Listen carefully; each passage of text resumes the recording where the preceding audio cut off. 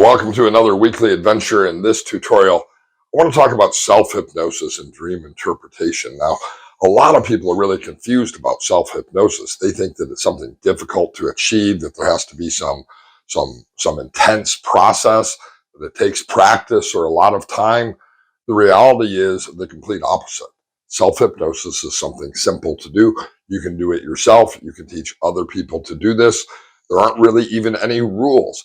All that we're doing when we're engaging in self-hypnosis, especially related to dream interpretation, is we're setting aside some time to dedicate our mental focus on either specific tasks, outcomes, desires, or goals that we have for ourselves. The simplest way to do self-hypnosis is to simply choose to sit in a chair, or if you're using this for dream analysis, lie in the bed and let yourself relax. Set aside the stress of yesterday, any fears of tomorrow, pay attention to the breath, and be fully present in this moment. Now, that's a simple induction into self-hypnosis that everybody can do. We all have the ability to simply take a minute or two and to focus on the present moment mindfully and to set aside those ruminations or emotions or thoughts of the day or anticipations for tomorrow and be fully present.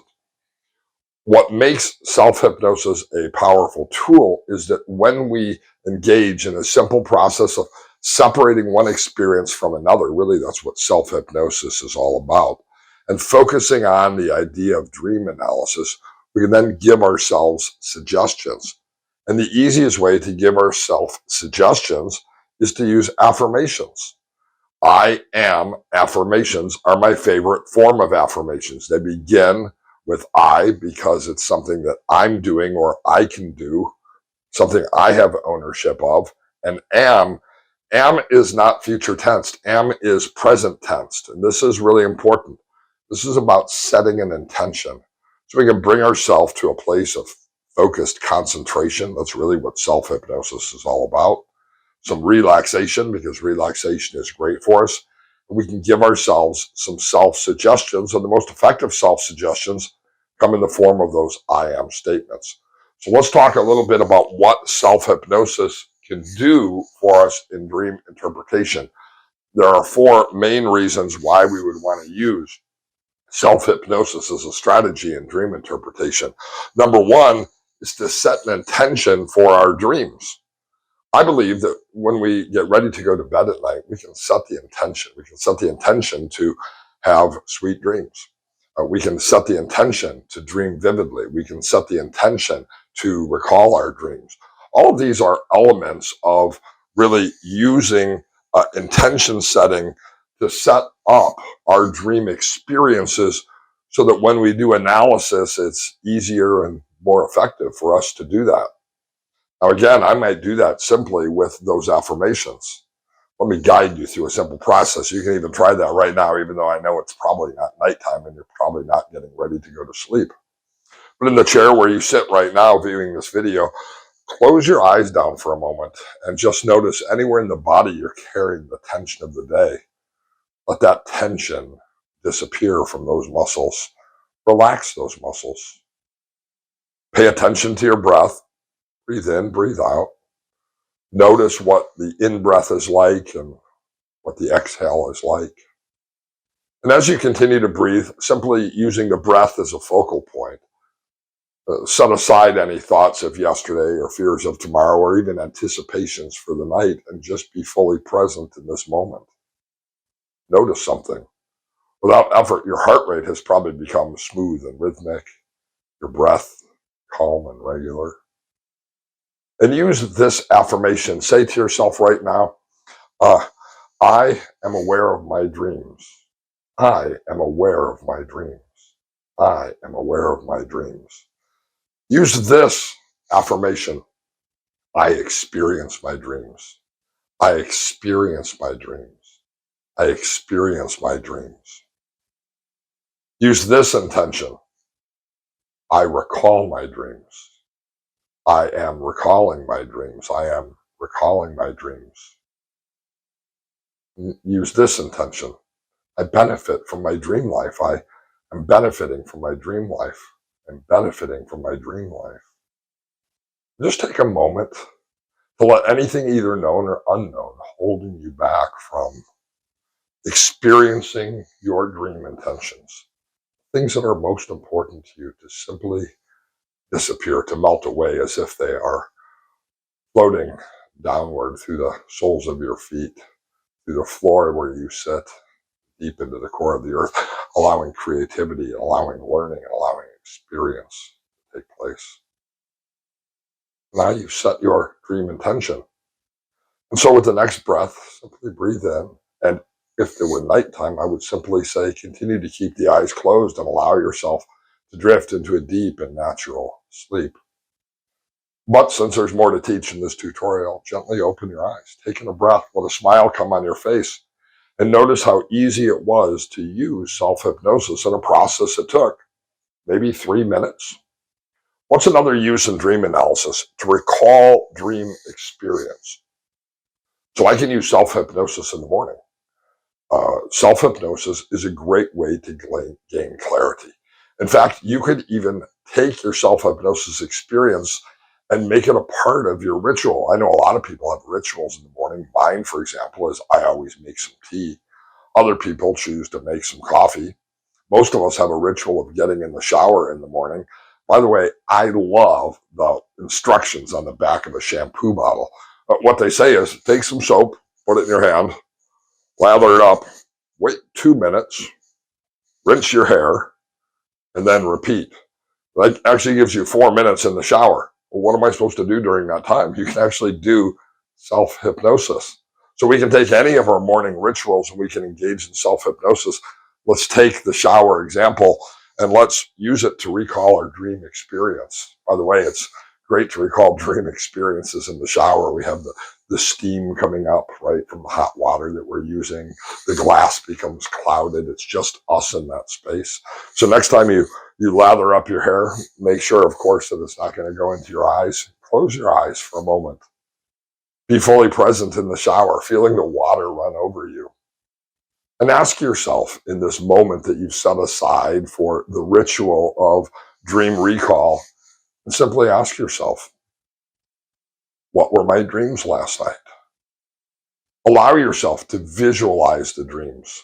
Allow yourself to receive the dreams. Allow yourself to even experience the dreams as you feel the water gently streaming on your back.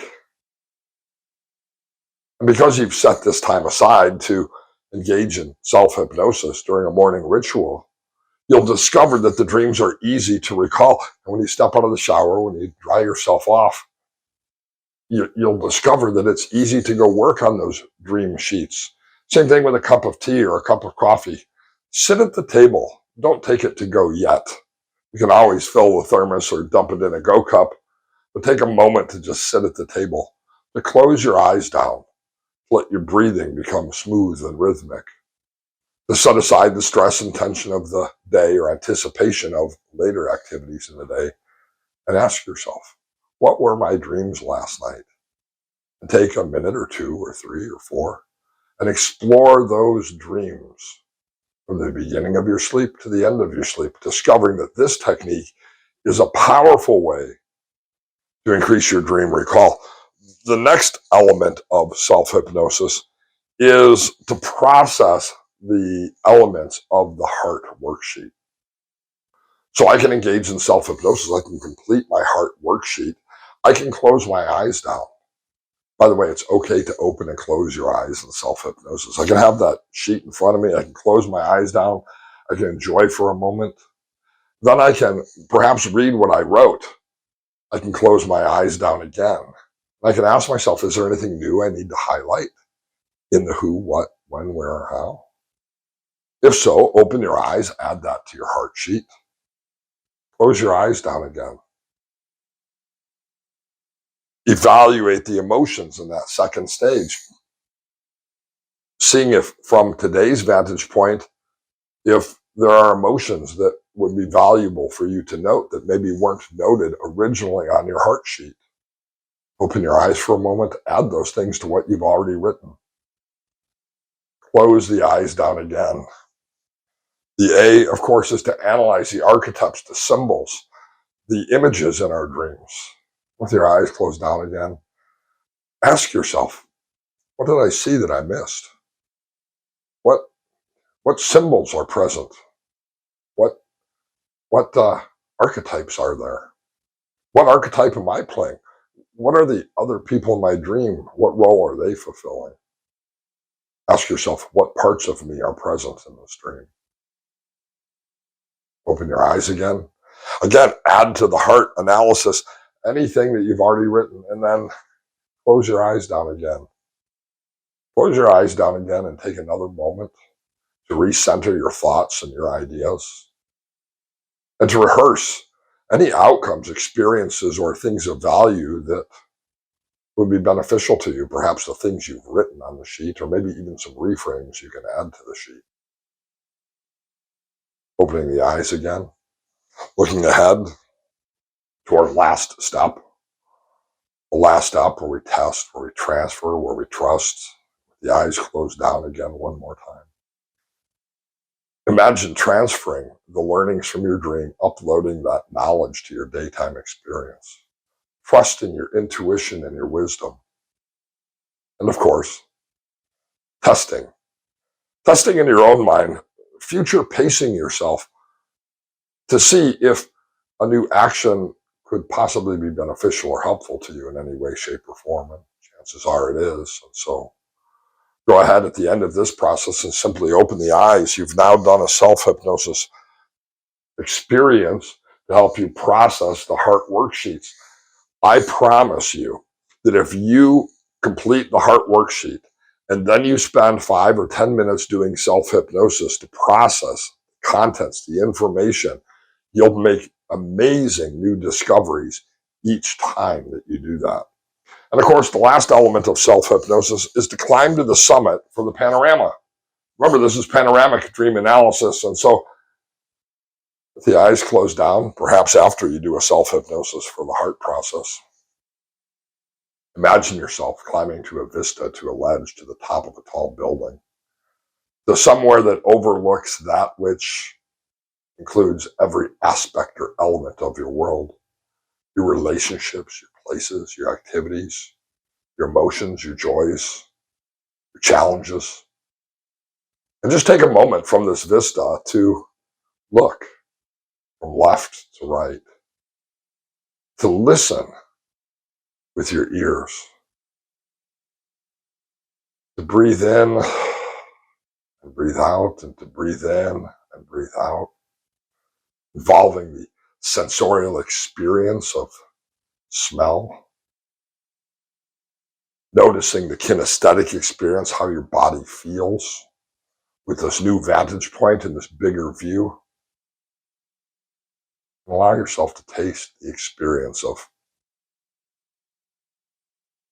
higher levels of consciousness and learning and experience.